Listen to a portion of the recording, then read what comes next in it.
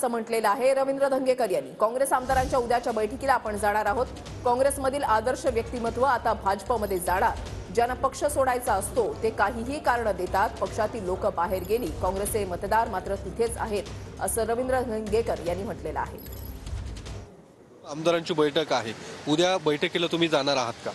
बैठकीला तर पक्षाचं निमंत्रण आहे आणि मी उद्या पार्टीच्या बैठकीला जाणार आहे। पण या सगळ्या याच्यावरती अशोक चव्हाण आज भाजपमध्ये प्रवेश करतायत, त्यांच्यासोबत काही अजून काही पदाधिकारी नेते भाजपमध्ये प्रवेश करणार आहेत।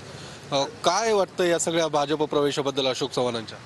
आता ते जर भाजपमध्ये जात असेल तर आदर्श व्यक्तिमत्व आदर्श पक्षात जाईल असं माझ्यासारख्या कार्यकर्त्याला वाटतं आणि सगळा आदर्श आता भाजपमध्ये दिसतोय, त्या चित्र दिसेल तुम्हाला।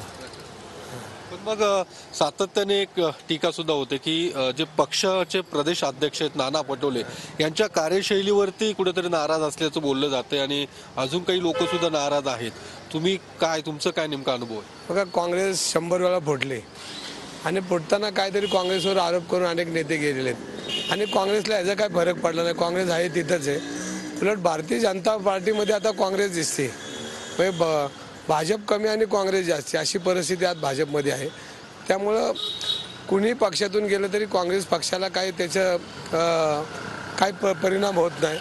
तुम्ही काँग्रेस सोबतच राहणार? काँग्रेसबरोबर मी काँग्रेसबरोबर जे म्हणून तर बोलतात। तुम्ही काही कुठे जाणार नाही? काँग्रेस। कॅमेरामन विकी चव्हाण सम योगेश बोरसे, TV9 मराठी, पुणे।